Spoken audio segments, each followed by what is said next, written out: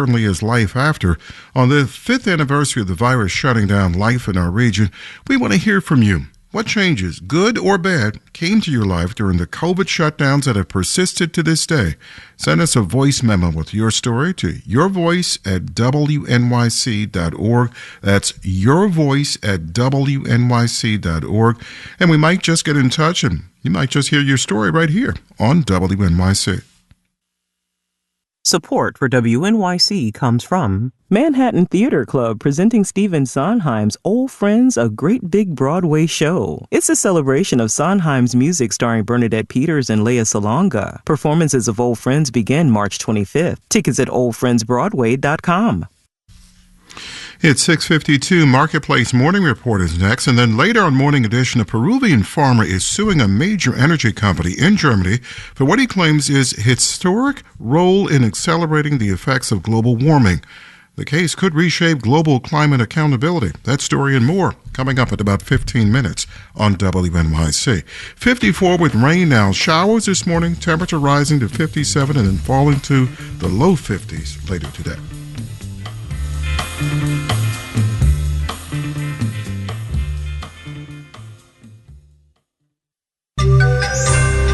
Importers play tariff dodgeball. Marketplace Morning Report is supported by the Financial Times, whose pink pages encourage fearless thinking on American news. There's more at ft.com. I'm David Brancaccio in Los Angeles. It is an edgy time for importers and exporters, unclear on two key pieces of information. Is there a border tariff, and how much? For decades, businesses have leaned into just-in-time logistics, make the product in the most efficient place possible, and only ship it when needed. But given tit-for-tat tariffs, Marketplace's Kimberly Adams looks at just-in-case logistics. Just-in-case logistics is about having a backup plan, says international trade lawyer Skylar Rocky Rydell, founder of Rydell Law Firm. Old-fashioned, we buy what we need, we store it, and we use it when we need to. And we don't rely on a supply chain to get it to us immediately when we need it. That means stockpiling extra products or parts, so you're covered in the event of, a trade war. Another component of just-in-case logistics? We've seen a big increase in a product that's called trade credit insurance, and that's essentially protection for customers in the event that a customer defaults. David Kinzel is a senior vice president focusing on the political risk practice at the global insurance and risk advisory firm Marsh. He says his team used to barely spend any time on these types of insurance products. Now, with the trade war, it takes up about 2/3 of his day. We've already seen, I'd say, an increase in business of at least 20% so far this year. And he expects that to grow because the global trade environment is getting less and less predictable. In Washington, I'm Kimberly Adams for Marketplace. Treasury Secretary Scott Bessent says stock market downturns can be healthy, telling NBC's Meet the Press over the weekend that straight-up euphoric markets can lead to crisis. The S&P 500 stock index was in a correction, down 10% from a recent peak, but after a bounce Friday, it's down 8% from that peak. S&P and Dow futures now are down 0.3%, and there's word just now the Club of Industrialized Countries, the OECD, is cutting global growth from 3.3 to 3.1% this year due to trade friction.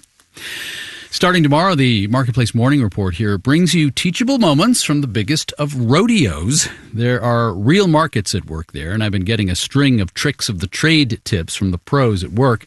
Part of Rodeo Houston is quite a carnival where Dominic Palmieri has to arrange the supply chain for not-so-local food systems that geared up 6 months ago. Here's just a taste of what this Midway gourmet has to say that helps us understand the current U.S. labor market.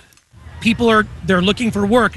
The biggest section that we have right now is, believe it or not, people that are employed full-time that are coming to us saying, I need an extra 15 to 20 hours a week. I'll work Thursday night, Friday night, Saturday night, Sunday night. Can I come in at 6 and work till close? So these are full-time employees working a job somewhere else that are looking to make a little extra money. Palmieri is also responsible for the carnival serving things like a plump glazed donut on top of beef brisket. Just saying, not endorsing.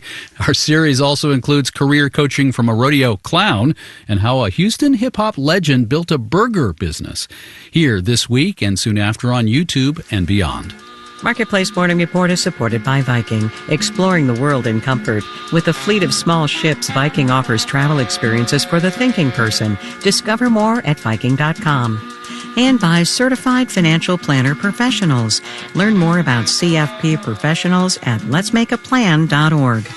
Now let's take the Marketplace Economic Pulse checkups from a range of perspectives. There's research from the consulting firm BCC that finds just 12% of all U.S. workers get child care benefits through their employer. Companies that offer it may have a leg up over the competition.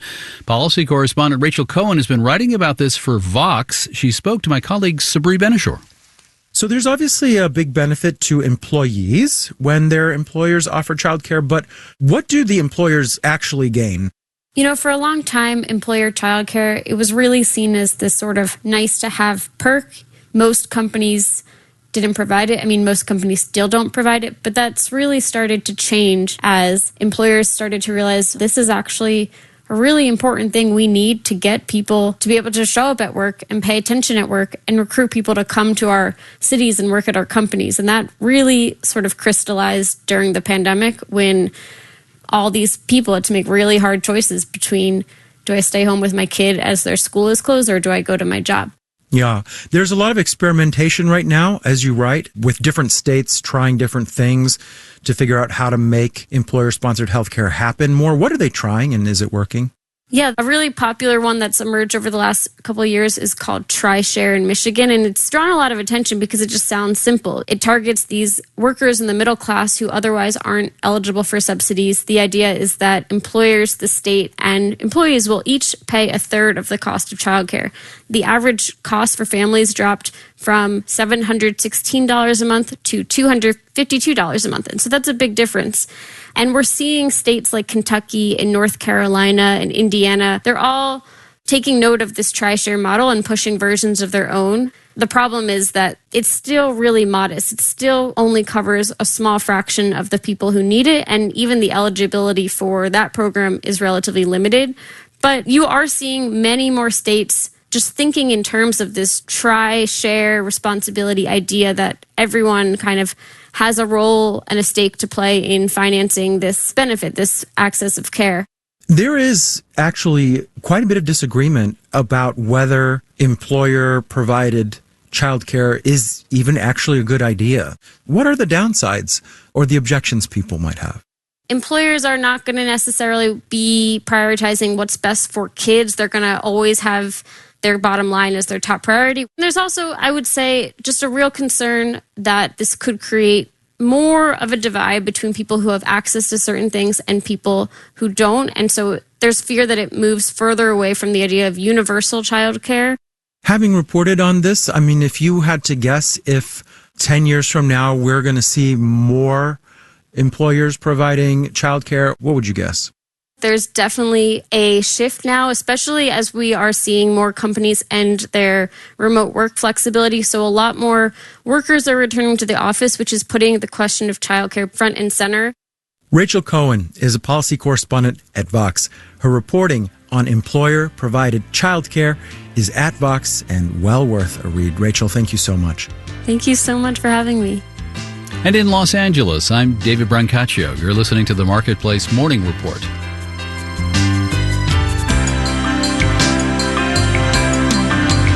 From APM, American Public Media.